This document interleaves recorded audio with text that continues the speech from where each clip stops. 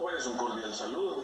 El propósito del video es hacer explicación de cada uno de los puntos del taller número 3 de estudios constitucionales.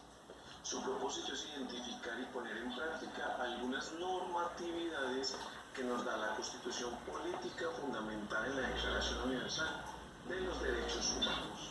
¿Ya? Entonces, se exponen 4 puntos y vamos a desglosar cada uno de ellos a través de, obviamente, explicaciones que vamos a hacer con la ayuda de algunos elementos pues, que vamos a tener en pantalla. Dice el primer punto: defina las funciones de cada una de las ramas del poder público. Brian Montesquieu, en el siglo XIX, hablaba de la importancia de que el poder no se centrara en una sola persona. Entonces, para ello propuso efectivamente las ramas del poder público, que de alguna otra forma sería darle una descentralización al poder, no solamente en Colombia, sino en todos los países donde sus líderes son elegidos de forma democrática. Entonces, vamos a ver entonces a qué hace referencia el poder ejecutivo, el poder legislativo y el poder judicial. Vamos entonces. Nos dice, esas son las 3 ramas del poder público, las que tenemos ahí en pantalla. ¿Ya? El poder ejecutivo es el que se encarga de hacer cumplir la norma, administrar el Estado colombiano, encabezada por ¿quién? Por el presidente de la República. El presidente de la República, caso por el cual yo no estoy de acuerdo, escoge sus ministros.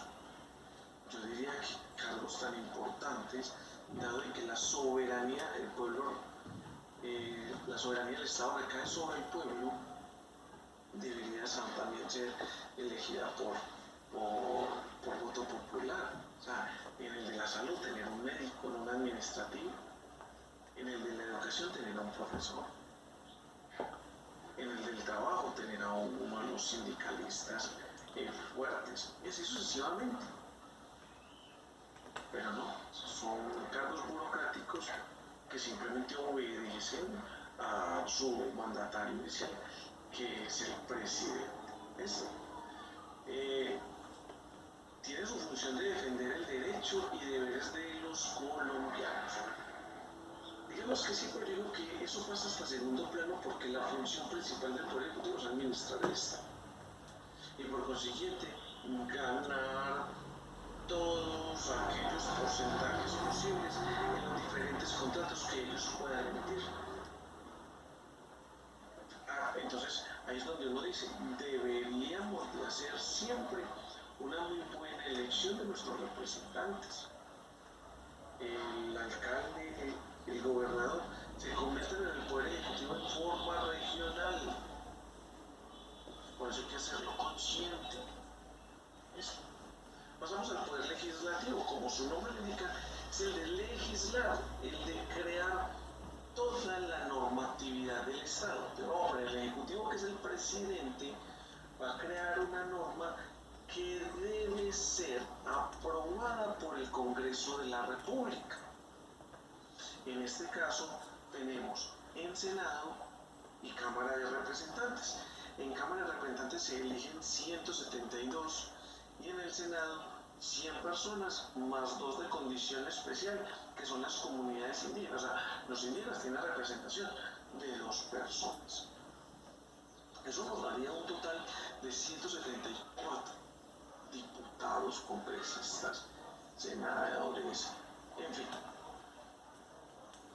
que me parece que es muy alto para un Estado subdesarrollado que carece de muchos recursos, especialmente en el área de la salud y de la educación. Entonces, dice acá que efectivamente el poder legislativo es el que se encarga de elaborar y modificar las leyes existentes de acuerdo a la opinión de los ciudadanos. Su función específica es la aprobación de la ley. Acá sí tengo yo otro pero, porque nos dice que de acuerdo a la opinión de los ciudadanos. Cuando uno va y mira que aprueban normas, no es de acuerdo a la necesidad de los ciudadanos, sino es decir, a los intereses principales de los diferentes partidos políticos en Colombia. Entonces, qué bueno que ese congresista, ese representante de la Cámara, fuera a las zonas de Colombia, porque ya no sería su pueblo, porque es formal, y efectivamente empezar a legislar para ellos, tomar nota y crear proyectos de ley a favor del pueblo. Eso poco ocurre. Y en el tercero y no más importante está el Poder Judicial. El Poder Judicial es el que vela por el cumplimiento de la ley y castiga a los infractores. Tenemos en este caso a quienes: los jueces de la República, la Fiscalía General y las altas cortes. Corte Suprema de Justicia, la Corte Constitucional, digamos como esas como las más importantes. De esta forma, el poder no queda en manos de una sola persona, como se lo dije inicialmente, como sucedía anteriormente en los imperios que eran gobernados por el rey y que no se elegían de forma democrática, sino que la misma familia gobernaba. Entonces, acá queda explicación de cada uno de ellos y entonces usted va a definir las funciones de cada uno de las ramas del pueblo. Segundo, consulta que defienden cada uno de los mecanismos de protección ciudadana en Colombia. Yo le pongo 4, pero realmente son otros. Pero usted solamente va a hacer consulta sobre esos 4. La acción de tutela, ya nosotros la hicimos, que defiende los derechos fundamentales consagrados en la Constitución Política, artículo 11 al artículo 41, de ahí es que la acción de tutela entra a defender esos derechos. Pero vamos a mirar entonces qué otros mecanismos de protección ciudadana existen. Está el derecho de petición. De hecho, este derecho de petición es un derecho fundamental que está consagrado en la Constitución Política en el artículo 23. ¿Y para qué se hace? Efectivamente, para que usted haga una petición de información, formule una queja, un reclamo o realice una manifestación ante las diferentes entidades públicas y privadas que operen en el Estado colombiano. Tenemos el habeas corpus y el habeas data.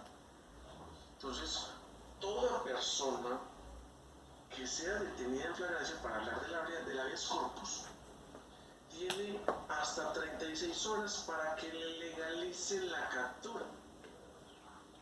Si no, esta persona invoca un mecanismo de protección ciudadana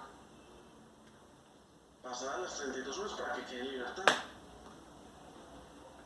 Les diré, no, a ver, ¿cómo así, profe?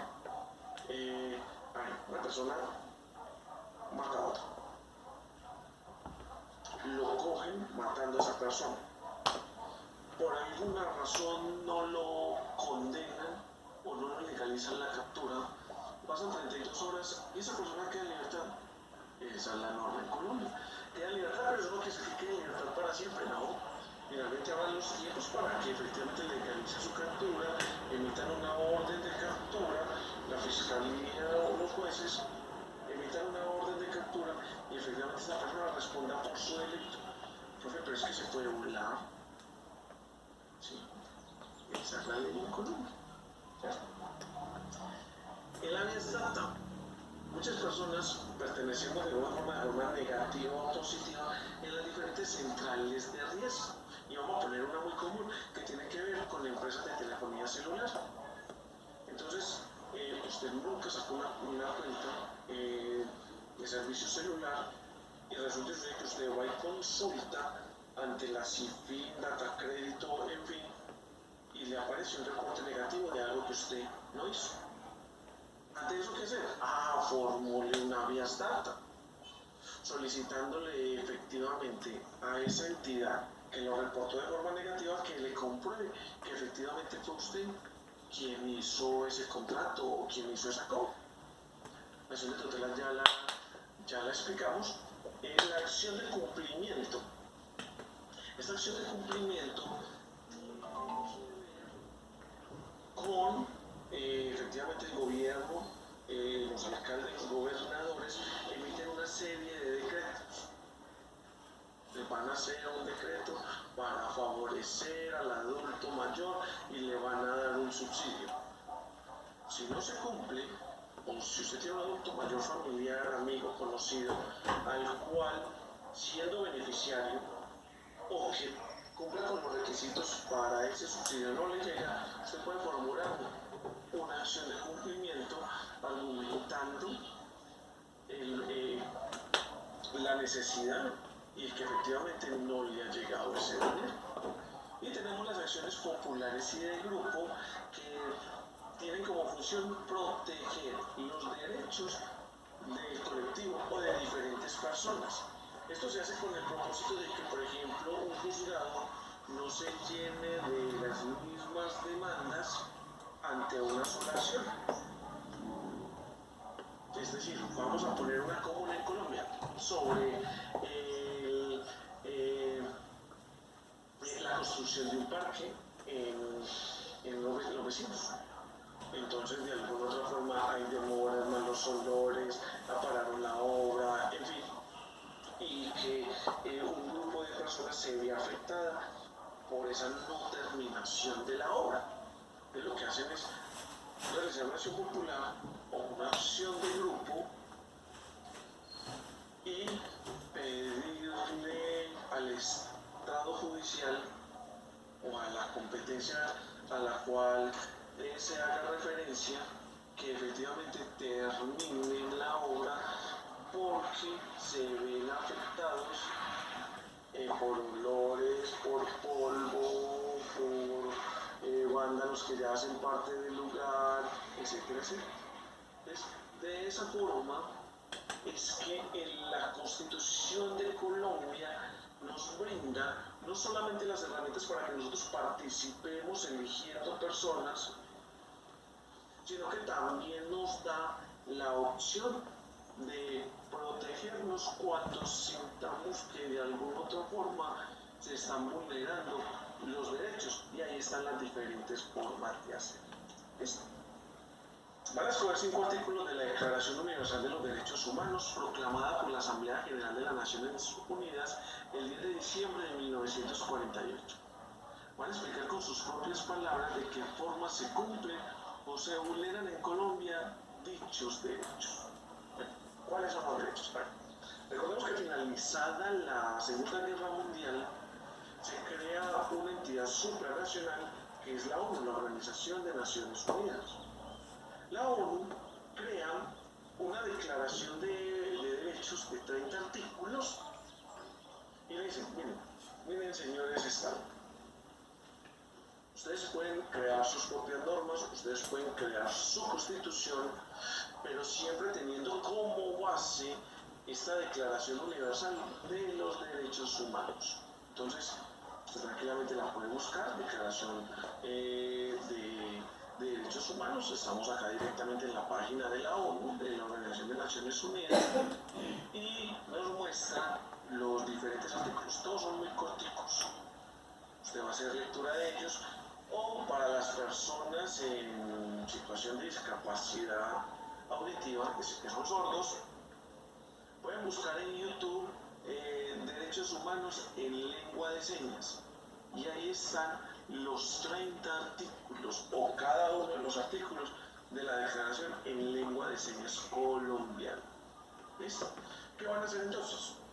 Van a escoger de esos 30 artículos, ¿sí? Y van a escribir de qué forma se cumplen o se vulneran en Colombia dichos derechos. Cuarto y último, van a ejemplificar por medio de esquemas, dibujos o texto. Yo diría que entre esquemas, el esquema es un cuadro sinóptico, un mapa conceptual, un organigrama, en fin, cada uno de los elementos del Estado colombiano, o en su defecto los puede representar por medio de un dibujo, cada uno de ellos. ¿Cuáles son esos elementos del Estado colombiano? Por acá los tenemos. Pues, Está el poder, la soberanía, el territorio, el espacio geográfico del pueblo y el reconocimiento internacional. Entonces, efectivamente, cuando hablamos de territorio, lo primero que se nos viene a la cabeza de Colombia es el mapa de Colombia. Efectivamente, esa es la representación que tenemos nosotros del Estado colombiano. Pero vendemos más abajito, acá en esta partecita donde dice espacio geográfico, y en este espacio geográfico, entonces, ya no solamente nos muestran el mapa de Colombia, sino todo lo que compone el Estado colombiano.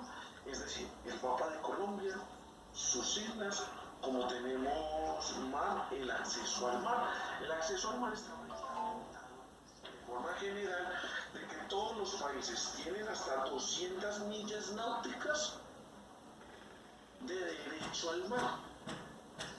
¿Y qué pasa entonces si esas millas náuticas y pasa en el estado colombiano, sobre todo en la parte caribe, se chocan con otro país? En este caso nosotros con Panamá, con Nicaragua. Recuerden que Nicaragua, de acuerdo al Fallo de la Haya, es el dueño del mar que hay en San Andrés Islas. O sea, usted está en la isla de San Andrés, que está en Colombia, pero se metió al mar y está en Nicaragua. Eso fue lo que determinaron la Haya, ¿cierto? Entonces el espacio geográfico está delimitado por su superficie terrestre, claro.